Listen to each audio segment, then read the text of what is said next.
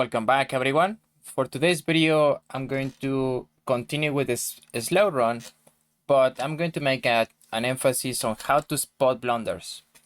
So the opponent is playing c4. I'm going to go with the best response we can get, e5. So e5, if you check out this with a computer move or with the engine, that's going to be the best response. And it's funny that he's playing one of my favorite lines. So in this position, we have to take the pawn, and he's gonna take back. He probably has seen my videos. I don't know. That's kind of funny. And now we can develop the knight with tempo, right? So he's gonna have to get his queen back to this square. How do we target? No, that's a mistake. Yeah, you have to go here. So because now, after I protect, we can either protect with the knight, with the bishop. We didn't really. We can also get this queen out. So for the purposes of this video, I'm going to get bishop to e7, then the knight out, and then castle. The problem with this move, he doesn't have a way to continue his development, especially of this bishop, right? This is a blunder already. Now I'm just gonna develop my knight.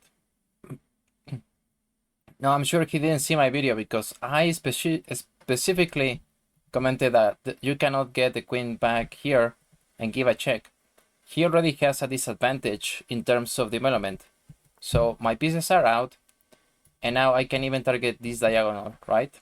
With my bishop, but I actually want to continue development. His idea here is to fianchetto the bishop, but I'm not going to let him. Instead, I'm going to push d5, contesting his pawn structure. Okay, we still have to check for any threats or attacks. Fortunately here, he's targeting my pawn, correct? I don't have to do anything about it as he doesn't have a good continuation for this. Instead, I can push the pawn. I can also take here, but I want to put a pawn here in the way of this bishop, right? And also target the queen. So I'm gonna go for that. Now we'll again we reevaluate and we consider whether there is a threat in this position. So considering some sacrifices, possible sacrifice in this position, there is nothing there, so we can still continue with our game, with our development. We can also go for an attack. I can get in with the knight to b4, and then try to target the rook and the king. Yeah, he's sacrificing the knight, but unfortunately this sacrifice doesn't work. First, I don't even have to take, right? I can also take with the king, I can take with the knight, or instead I can also waste this tempo and go after the rook. So just for these purposes of the video, we don't want to do anything too aggressive like this. First, I can also take or take here, right? And the best move in the position, in my opinion, is to take with the king. If we take back with the knight, then we might see this move later. Again, we don't want to get into trouble, so I'm gonna take back with the king, and this move is not even possible anymore. He can still give a check, but I go back, and the game continues. Right, so I think I can even move the king here. No, I think I'm just gonna go back. This is also the problem at beginner levels, where you're trying to win the game in 2 moves. But then again, in most cases, it's not going to work. So here, he hung the rook. I'm just gonna go for this fork and get the rook. You always want to check if there is something better in this position. I don't see anything else. So we have a huge advantage. Now, I think as a priority, I might want to save the knight, although I don't see a way to do it. No, actually there is. Sorry about that. There is this move. Oh no, that hands the bishop. So never mind. Let me think about it for a second. Maybe I can get my bishop out, and then my knight can land on this square. So even if I don't save the knight, I'm still happy just developing this bishop. Okay, he's hitting the bishop. I just move back. I can even be more concrete and take, but that will be my that will leave my knight unprotected. So I'm gonna move here. I think either square is fine, but I'm gonna move here. Okay, every time they make a move, we still have to pay attention to the threat or the job that this bishop was doing here. That's how you spot blunders. So in this case, I actually want to be more concrete in the position, more aggressive, take pieces. So what will be the worst thing that can happen if he takes my pawn? Yeah, I can just move my rook. And I actually have this pawn that I can move up. And if he takes, I can take back with the queen. So this seems a little bit more aggressive. But then again, I don't have to worry too much about material as we have more pieces on the board. That was what was the worst thing that can happen. Take my pawn, I can move the rook. I can even threaten to give a check here, although he can take in two different ways. So I'm gonna move my, yeah, I'm just gonna move my rook, and there is no continuation to this attack. And the best thing about it is now my rook is on an open file, closer to the king, right? Targeting the king. Yeah, I don't see how we can, maybe I'm missing something on the board. We can continue this game, we can analyze this on the computer later, but I'm gonna play a safe move, rook e8. Rook e8 with the idea of rewriting my knight and trying to draw pieces, right? So now my rook is defended, my bishop is defended by the rook and the queen, and I don't have to do anything about this. Okay, for example, if he takes with the rook here, my bishop is keeping an eye. So I'm going to be really concrete in this position, and I want him to trade pieces. Now his bishop is under fire. He has to take. He has to take here, and now he actually blundered the rook. So this is completely losing for white. Another tip for spotting blunders: you want to draw diagonals, right? You want to draw the diagonals for the bishop, and now we win this bishop with a tempo. We're getting the bishop, and we're also giving a check. And now they have to move the king, and the queen is also hanging. So yeah, I think the biggest source of blunders is going to be trying to win the game in 2 or 3 moves. Here we just play safe and everything went well for us. Let me do a game review really quick. Okay, so the first thing about this game, I have made a bit about this move. For example, once I take with d4, he takes back with the queen, I hit him with my knight, and ideally you go back, right? But he gives a check here, trying to win the game immediately, and I can just develop pieces normally.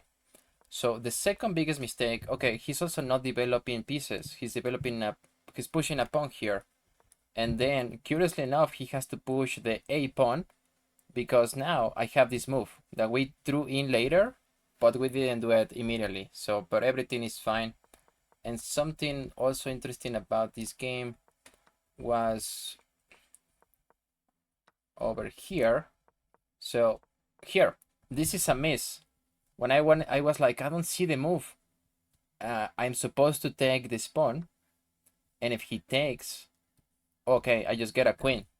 I didn't see that. I completely missed it, guys. So I'm sorry, but yeah, you don't have to do or be flashy to climb up the ranks. Okay, so let's go for another game. This time we're playing white, and I will try to play. Yeah, unfortunately we don't get e4, but I'm still gonna push the d4 pawn because it's very comfortable to play with more space on the board. So now I think this might be an inaccuracy. I don't understand the point of this. He can push g6, finish the bishop, and then develop the knight, for example. That's one idea. But okay, here we want to concentrate on developing pieces. He's given a check with the knight. Sorry, with the queen.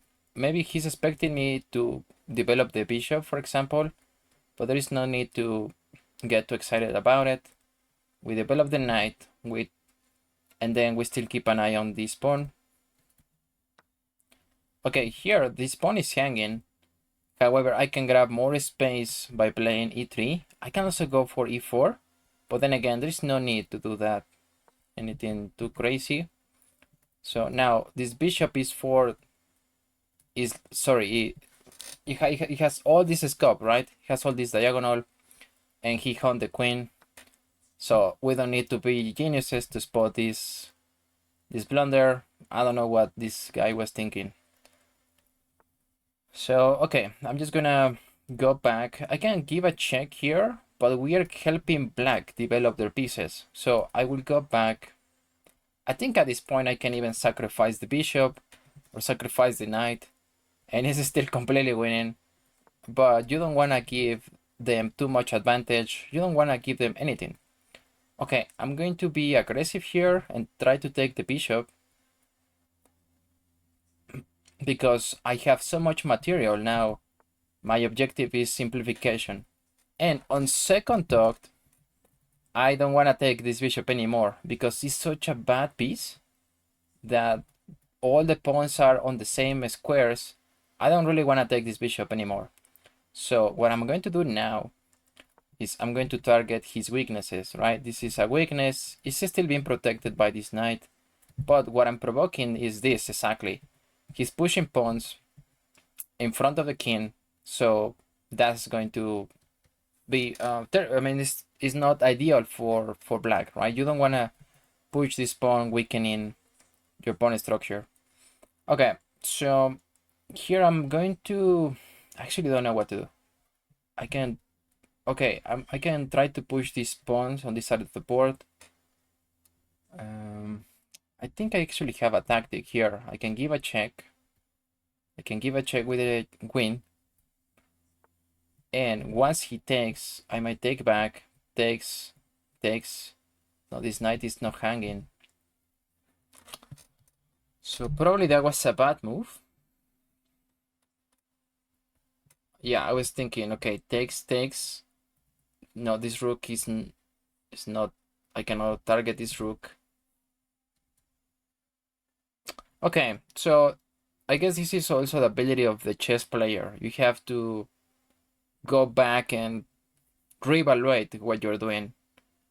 And we still had an advantage here. We're still weakening the pawn structure around the king. So now I'm gonna try to sneak in, target the rook, target this square, maybe. All right. Now what I'm going to do is a little bit aggressive. e4. I want to take this knight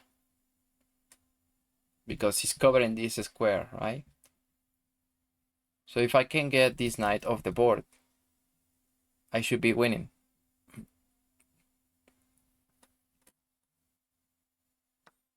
Yeah, no, that loses the game. I think the only move that continued the game was to play g5. But now I can just take. It's gonna have to take. Now this check is coming. Winning the rook, winning the bishop maybe. Okay, I'm gonna give a check here. And this is actually checkmate, if I'm not mistaken. Yeah, the game ended pretty quickly. This is how you spot blunders, guy. First, and also how you provoke blunders. First, you concentrate on developing pieces. And second, also against these lower rated players. Oh, he wants a rematch. You also don't bring your queen out too early, right? This is a source of blunders. And here, probably he didn't notice. I'm doing something really quiet, just like developing my pawn. And the next thing he knows, oh, my bishop, my queen is hanging. So yeah, that's really bad.